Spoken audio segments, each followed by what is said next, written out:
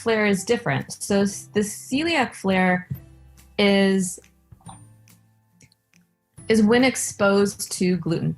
And it can be the most micro amount of gluten. So you can have like a vat of soup that can feed 100 people. And if the tiniest crumb of a saltine gets in that soup, it's contaminated for someone with celiac disease. And they can have repercussions that go on for weeks. And so usually there's a GI flare that goes for about 24 to 48 hours that can again be arranged depending on the person. So it can be nausea, vomiting, diarrhea, severe abdominal pain, and then it can move on to bloating, like painful bloating. And then it can even move on to like brain fog, like physical weakness, like poor coordination, mood shifts that can last for weeks. Because your small intestine produces like 90% of your serotonin and 50% of your dopamine are made in your gut. And when you eliminate its ability to absorb food and to make anything, those first 24 to 48 hours for a celiac flare is almost like a junkie going on withdrawal.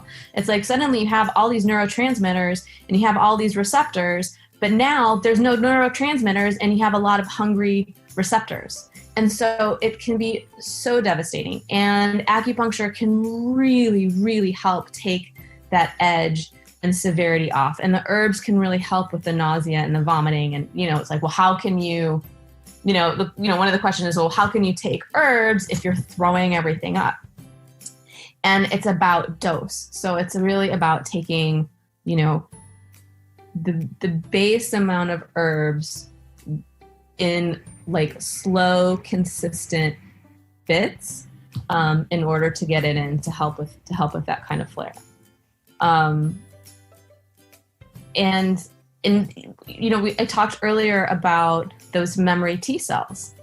And those are like the real culprits. And that's why it's so important to really look at your diet, whether you do have ulcerative colitis or celiac's a little bit more obvious because it is specifically gluten, but there's a large population they're not large, but I think like 30% of the people with celiac disease have refractive celiac disease, that even though they are sticking to a really clean diet and doing all the right things, they're still symptomatic. They still have problems.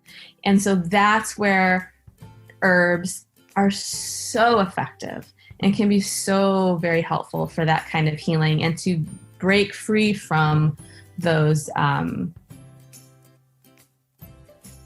places. And the T cells, which get activated by gluten in ulcerative colitis, sometimes you don't know what's figuring that out. And so that's where like an elimination diet can be really effective to know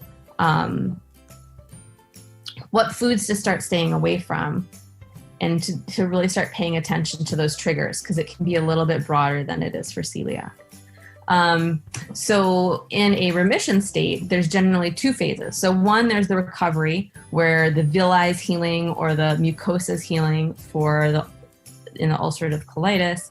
And then there's the remission state where, you're solidly gluten-free or you're solidly ulcerative colitis, like you're trigger-free for a period of time. And then you can start working within those parameters to really help support the immune system to respond appropriately.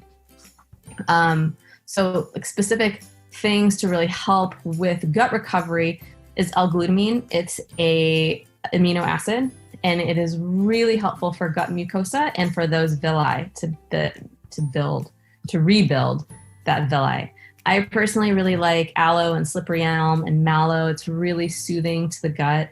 It helps keep things really kind of soft and moving through. And then, Chinese herbs and acupuncture, which are all very specific to the person and their presentation. I guess like the other thing is that, for people, autoimmune disease tends to come in pairs. So oftentimes people who do have an autoimmune condition of one, it's likely that another one might be brewing under the surface, or it's already supported. And so during those times of remission, when you're not dealing with the severe gastrointestinal distress, we can work on eczema, psoriasis, fatigue, joint pain, that overall malaise or like brain fog that can still make people feel like even though they're not in a flare, that they're not living their optimum life, and to really help shift that around. Western medicine, you're going to have your dermatologist for the eczema and psoriasis. You have your gastroenterologist for your GI stuff. Maybe you have a neurologist or a rheumatologist for like the fatigue or like the neuro kind of pain or the joint pain. And it's all these little separate kind of specialties. Chinese medicine really looks at the whole person. And so, maybe for some people, like they had eczema and asthma as a child, and now, they have a different pattern manifesting, but it's all really important to look at, to take into that account. And so, it isn't necessarily like which one came first. Well, part of it is looking at which one's bothering them the most, because that you want people to get relief. And so to address that, and then also to always address the root, because when you're looking at a person, they're a contained system that interacts with the outside world. And so we have to look at what that membranous relationship is like. So, for the goal, like a goal for ulcerative colitis is to be able to eat a broader range of foods and to be able to endure a degree of stress and without it causing a flare, or to maybe, you do go out one night and you do have some wine or stay up a little bit later or are working really hard, but that's not enough to like trigger a flare where in the past it has. And so that's where we can go through Chinese medicine and acupuncture to really help expand people's threshold before a flare happens.